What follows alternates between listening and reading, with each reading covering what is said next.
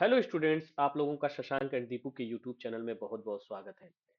इस वीडियो में हम लोग फ्रांस की क्रांति के लास्ट पार्ट तक पहुंच चुके हैं। इससे पहले मैंने फ्रांस की क्रांति से रिलेटेड बहुत सारी वीडियो बनाई है, तो आप जाके चेकआउट जरूर करिएगा। चलिए स्टार्ट करते हैं। सबसे पहले हम देखेंगे पांच खंड जो है, खंड 5 में दास प्रथा का उन्मूलन के बारे में चर्चा किया गया है। दास प्रथा का उन्मूलन उन्मूलन के बारे में मैं पहले ही बताया था कि उन्मूलन मतलब होता है खत्म होना। उन्मूलन मतलब क्या होता है? खत्म होना।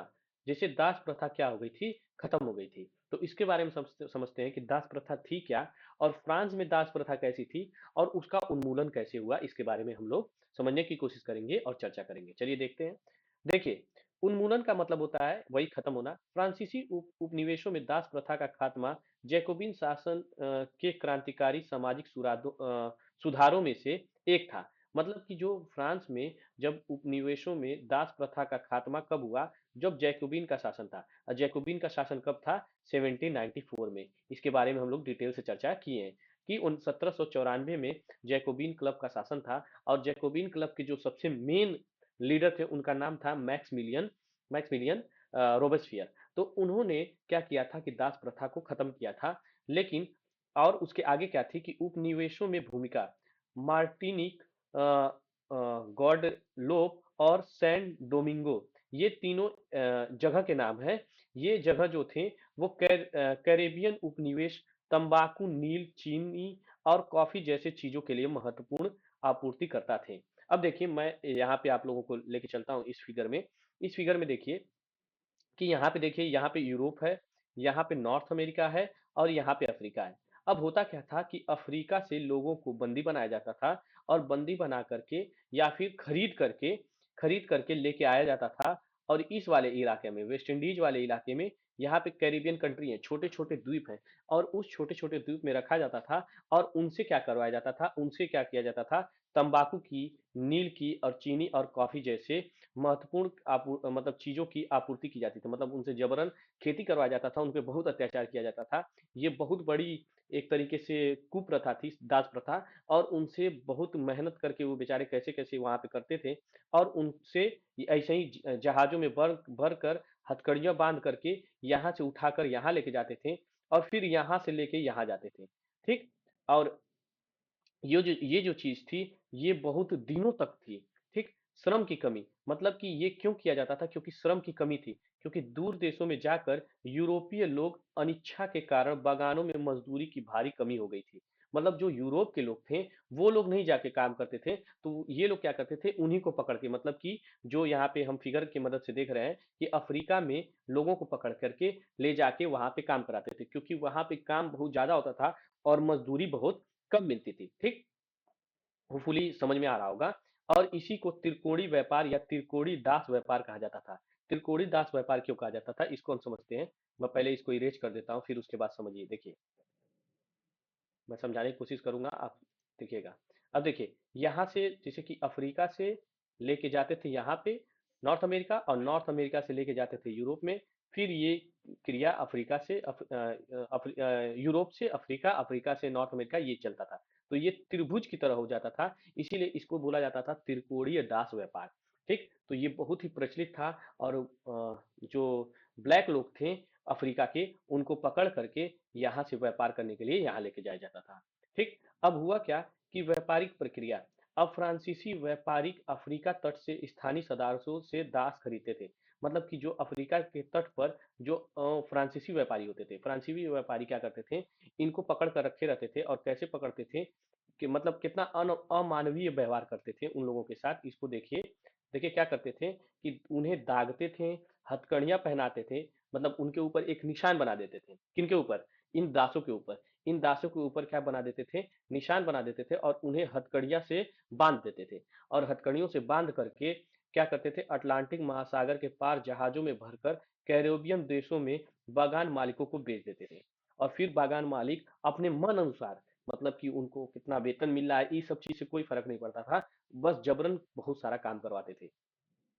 आर्थिक प्रभाव क्या था? दासों को मेहनत से यूरोपीय बाजार में चीनी, कॉफी, नील की बढ़ती मांग पूरी हुई।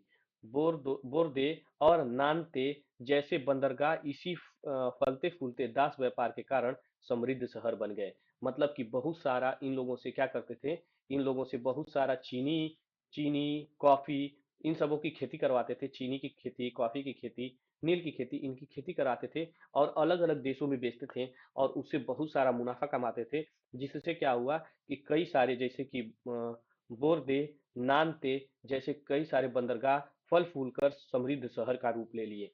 ठीक, तो ये बहुत ही यूरोपीय कंट्रियों के द्वारा अमानवीय व्यवहार किया जाता था अफ्रीका के लोगों से और उनको ले जाके कैरेबियन देशों में बसाते थे। ठीक, फ्रांस में दास प्रथा की क्या कहानी थी उसको समझिए। शुरुआत में 18वीं सदी में फ्रांस में दास प्रथा ज्यादा निंदा नहीं हुई। मतलब जब शुरुआती दौर था तो उसमें उतना ज्यादा निंदा नहीं हुई। क्यों नहीं हुई? क्योंकि उस समय कोई भी अधिकार, मतलब कि जो हमारे, मतलब हम जब पैदा होते हैं तो उस जो हमको अधिकार मिलता है उसके बारे में बाकी कोई चर्चा नहीं करता था। लेकिन जब नेशनल असेंबली वही असेंबली है जहाँ पे फ्रांस का संविधान बनकर के तैयार हुआ था। फ्रांस का फ्रांस का संविधान बनकर के तैयार हुआ था, उसी नेशनल असेंबली की बात हो रही है। और वहां पे कुछ अधिकारों की बात हुई थी, अधिकारों की बात हुई थी, अधिकार घोषणा पत्र, इस सब के बारे में मैं बताया हूँ। पिछली क्लास में हम लोग स्त्रियों मतलब महिलाओं के अधिकारों के बारे में चर्चा किए थे। तो उसी तरीके से पुरुषों के अधिकारों के बारे में चर्चा हुई थी, बहस हुई थी और उसमें दास प्रथा को रोकने के लिए, दास व्यापार को रोकने की बात की गई थी। पहला उन्मूलन मतलब सबसे पहले इसका रोक हुआ था 1794 में। वही जो हम लोग पिछली स्लाइड में यहाँ पे देखिए चर्चा किए थे कि सबसे पहले जैकोबियन शासन, और जैकोबियन शासन कब था? 1794 में। तो उस समय सबसे पहले क्या हुआ कि पहली बार 1794 में फ्रांसीसी उपनिवेशों में सभी दासों को आजाद करने की कानून पारित किया गया था। लेकिन फिर नेपोलियन द्वारा पुनः शुरुआत, लेकिन फिर जब नेपोलियन बोनापार्ट वापस से सत्ता में आया, जब वो सत्ता में आया फ्रांस में, तो उसने क्या किया कि 1804 में, अब देखिए ध्यान से देखिए, 1794 में दास प्रथा खत्म हो रही है पहली बार। लेकिन अभी 10 ही साल हुआ था, 10 ही साल बीता था कि उसके 10 साल बाद 1804 में नेपोलियन बोनापार्ट वापस से दास प्रथा शुरू कर दिया। बागान के मालिकों ने अपने आर्थिक फायदे से अफ्रीकन निग्रो, अफ्रीकन निग्रो, यहाँ पे देखिए एक वर्ड है अफ्रीकन निग्रो। इसके बारे में आपके एनसीईआरटी में ये पूरा दिया है कि अफ्रीकन निग्रो क्या होते थे, इसके बारे में अभी हम इसको चर्चा करेंगे। तो अफ्रीकन निग्रो को गुलाम बनाने की छूट मिली थी। उन्मूलन कब हुआ? 1848 में फ्रांसीसी उपनिवेशों में अंतिम रूप से और स्थायी तौर पर दास प्रथा का खात्मा 1848 में हुआ। मतलब कि फ्रांस की क्रांति कब हो रही है? 1789 में। लेकिन दासों के लिए कब काम हो रहा है? 1848 में। 1848 में क्या हो रहा है कि 1848 में पूरी तरीके से दास प्रथा खत्म होती है। लेकिन अगर आपसे प्रश्न पूछे, प्रश्न घुमा के पूछ सकता है कि ये बताइए कि फ्रांस में दास प्रथा कब खत्म हुई थी, तो आप बताएंगे 1794 में। ठीक, पहली बार। और फिर पूरी तरीके से अगर कोई पूछे कि पूरी तरीके से कब अंत हुआ था, तो 1848 में। ठीक, होपफुली आपको दास प्रथा के बारे में मैं पूरी तरीके से समझाने का प्रयास किया, आपको समझ में आएगा। मैं यहाँ पे निग्रो शब्द के बारे में बता रहा था। निग्रो शब्द होता था कि अफ्रीका के सहारा रेगिस्तान के दक्षिण में रहने वाले स्थानीय लोग। यह अपमानजनक शब्द था, मतलब ये अच्छा शब्द नहीं था। निग्रो शब्द जो था ये बेकार शब्द था, जिसका अब प्राय इस्तेमाल नहीं किया जाता है। अब इसका इस्तेमाल नहीं किया जाता था। जो ब्लैक पर्सन लोग थे उनको ये निग्रो शब्द से, और ये बेसिकली दास के रूप में इस शब्द का प्रयोग किया जाता था, लेकिन अब इसका यूज नहीं होता है। ये एक अपमानजनक वर्ड है। ठीक, होपफुली समझ में आएगा। ये देखिए आपके सामने एक चित्र है। क्योंकि देखिए कभी भी आप इतिहास पढ़ते हैं तो चित्रों का बहुत महत्व होता है, क्योंकि फिगर से हमको कुछ जो हिस्ट्री में हुई घटनाएं हैं तो उसके बारे में हमको समझ में आता है। तो ये फिगर आप देखेंगे तो फिगर को समझने की कोशिश करेंगे तो देखिए ऊपर की साइड फिगर में एक चीज है। ठीक, यहाँ पे देखिए है, और फिर यहाँ पे देखिए नीचे की साइड में कुछ लिखा हुआ है। एक यहाँ पे स्त्री है और यहाँ पे देखिए एक ब्लैक पर्सन है। तो इसी से रिलेटेड ये चित्र है, और ये चित्र कब का है? 1794 में। इसमें दासों की मुक्ति का विवरण है। शीर्ष पर तिरंगे बैनर, मतलब कि ये ऊपर साइड में क्या लिखा हुआ है? मनुष्यों के अधिकार की बात की गई है। और नीचे अभिलेख का कहना है गुलामों की मुक्ति, यहाँ पे देखिए गुलामों की मुक्ति। और जो ये फ्रांसीसी महिला है, फ्रांसीसी महिला जो ये है, ये क्या कर रही है कि अफ्रीका एवं अमेरिकी इंडियन दासों को यूरोपीय कपड़े देकर उन्हें सभ्य बनाने की चेष्टा कर रही है। ठीक, होपफुली समझ में आएगा। मतलब कि जो ये वाला यहाँ पे जो ये महिला है, ये क्या कर रही है, ये कपड़ा दे रही है इन लोगों को पहनने के लिए, और क्या मतलब सभ्य बनाने की कोशिश कर रही है। पहले अपने ही असभ्य बनाए, अब सभ्य बनाने की कोशिश कर रहे हैं। मतलब फिलहाल 1794 में जाके ये खत्म हुआ था। लेकिन अगर पूरी तरीके से देखा जाए तो उन लोगों को दासता से मुक्ति कब मिली थी? 1848 में। ठीक, तो होपफुली दास वाले चैप्टर से आपको पूरा समझ में आया होगा, जो खंड 5 था। ठीक, यहाँ पे देखिए, खंड 5 में हम लोग यही जो एनसीईआरटी की बुक है ना, बुक में आप देखेंगे तो इसी के बारे में मैं इसको शॉर्ट में समझाने की कोशिश किया हूँ। ठीक, शॉर्ट में और डिटेल दोनों तरीके से मैं समझाने की कोशिश किया हूँ, एक एक पॉइंट वाइज। अब आगे चलते हैं। अब क्रांति और रोजाना की जिंदगी। जब क्रांति हो रही थी, मतलब कि जब फ्रांस की क्रांति हो रही थी, तो रोजाना की जिंदगी में क्या हो रहा था? रोजाना की रोजाना की जिंदगी में क्या हो रहा था, इसके बारे में हम चर्चा करेंगे। क्योंकि अभी तक हम जो भी चर्चा कर रहे थे, ये हम चर्चा कर रहे हैं कि फ्रांस की क्रांति हो रही है, और फ्रांस की क्रांति मतलब कि कौन कौन से महत्वपूर्ण इवेंट हुए थे, कि मतलब दास प्रथा कब खत्म हुआ, महिलाओं की स्थिति क्या थी, अधिकार घोषणा पत्र क्या था, ये सब मेन मेन पॉइंट था। लेकिन अब हम लोग चर्चा करेंगे कि रोजाना की जिंदगी में क्या हो रहा था, इसके बारे में समझने की कोशिश करेंगे। और यही फिर इसके बाद नेपोलियन बोनापार्ट के बारे में है, और यहाँ पे चैप्टर खत्म हो जाएगा। ठीक, तो समझने की कोशिश करिए। सबसे ज्यादा मुख्य बदलाव क्या हुआ था? सेंसरशिप में खात्मा। हुआ क्या था सेंसरशिप में? मतलब कि पुराने जब राजतंत्र चल रहा था, तो किताबों, अखबारों और नाटकों को मंजूरी नहीं मिलती थी। मतलब उनको प्रकाशन के लिए क्या किया जाता था, उनको प्रकाशन के लिए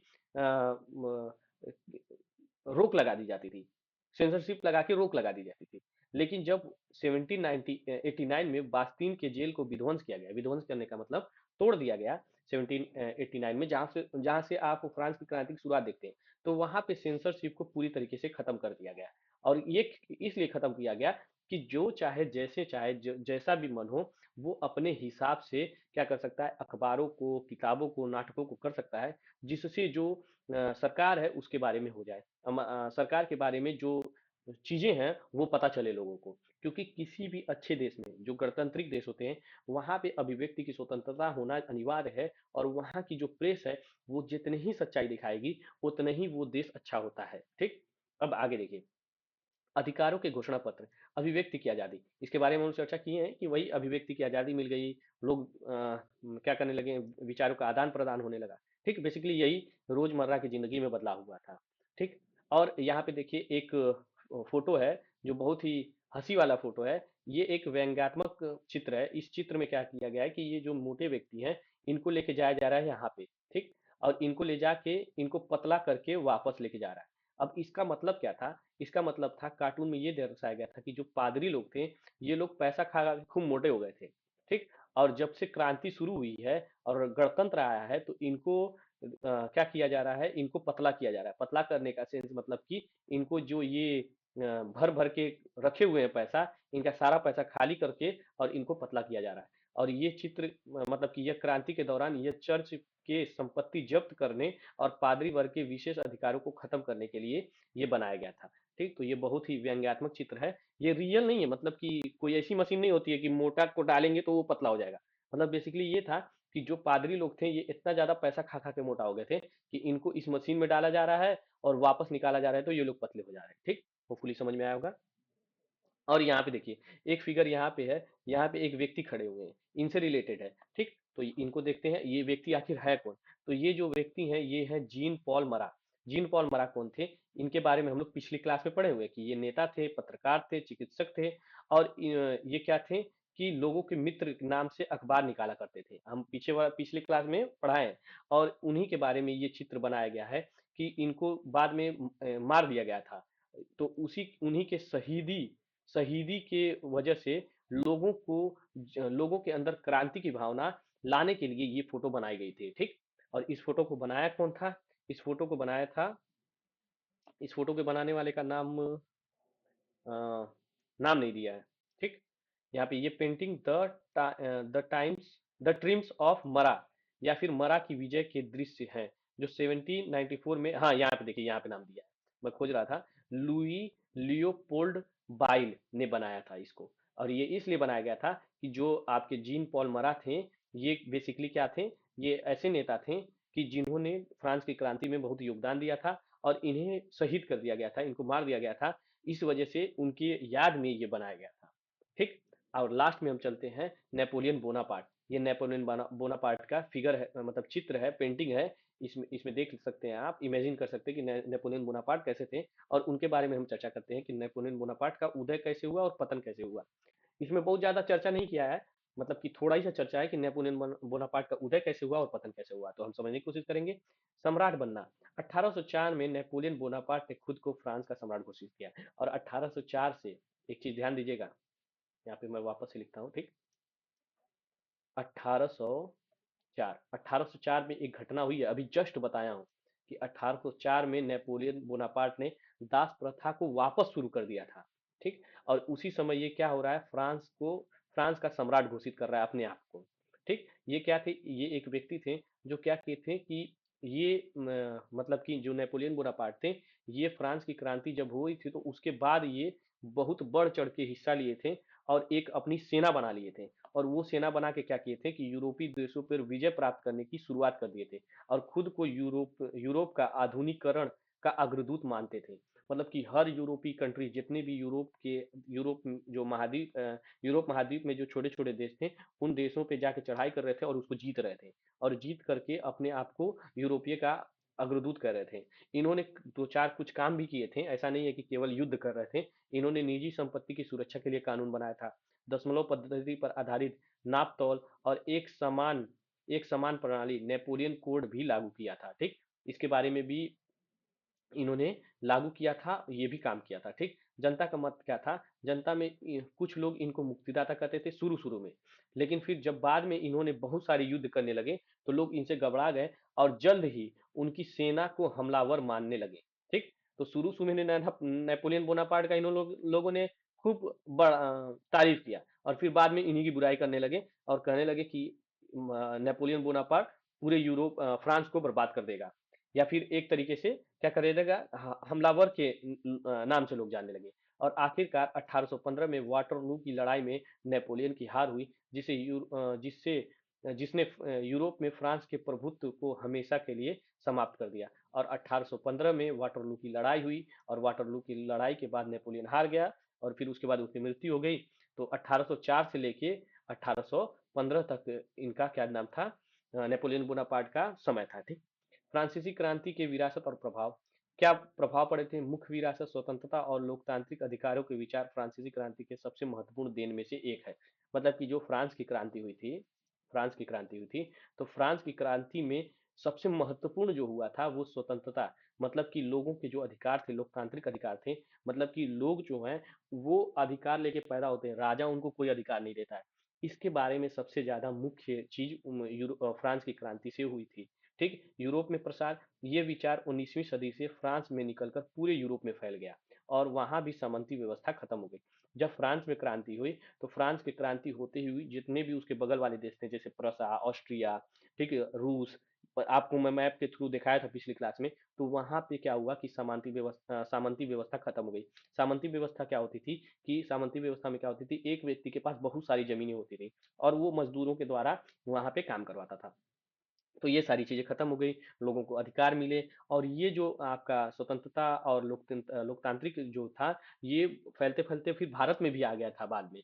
देखिए अभी यहाँ पे देखिएगा कि औपनिवेशिक समाज, उपनिवेशों में इन विचारों ने लोगों को गुलामी से आजादी और एक संप्रभु इंडिपेंडेंट राष्ट्र बनने की आंदोलन को प्रेरित किया। और भारत के जो सबसे प्रमुख थे, टीपू सुल्तान और राजा राम मोहन रॉय, ये लोग भारतीय नेता इस क्रांति से बहुत ज्यादा प्रभावित थे। राजा राम मोहन राय को भारत का अग्रदूत कहा जाता है, तो ये और टीपू सुल्तान ये भी क्या थे, बहुत ज्यादा प्रभावित थे। मैंने अभी जस्ट आप लोगों को बताया। ठीक। अब देखिए राजा राम मोहन राय के बारे में इसी घटना से रिलेटेड एक notes on the Bengal renaissance 1946 में सुशोभन सरकार द्वारा ये लिखा गया है। ठीक। इसमें क्या बताया गया है कि राजा राम मोहन राय उस समय यूरोप में फैल रहे नए विचारों से प्रभावित होने वाले में से एक थे। फ्रांसीसी क्रांति और बाद में जुलाई क्रांति ने उनकी कल्पना को नई धार दी। मतलब कि जो राजा राम मोहन राय हैं, राजा राम मोहन मोहन राय, ये भारत के हैं। ठीक। इनके बारे में आप लोग थोड़ा बहुत जानते होंगे, राजा राम मोहन राय के बारे में।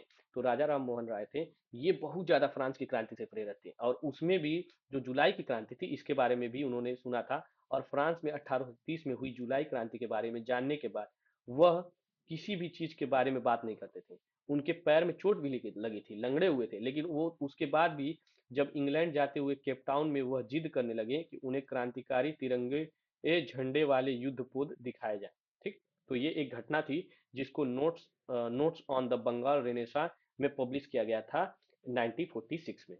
ठीक। तो होपफुली फ्रांस की क्रांति के बारे में मैं जितना लेक्चर लिया, 8 लेक्चर तक लेके आप लोगों को एक एक पॉइंट समझाने की कोशिश किया। अगर आप अंत तक 8 वीडियो देखेंगे तो फ्रांस की क्रांति से रिलेटेड आपको कोई दिक्कत नहीं होगा।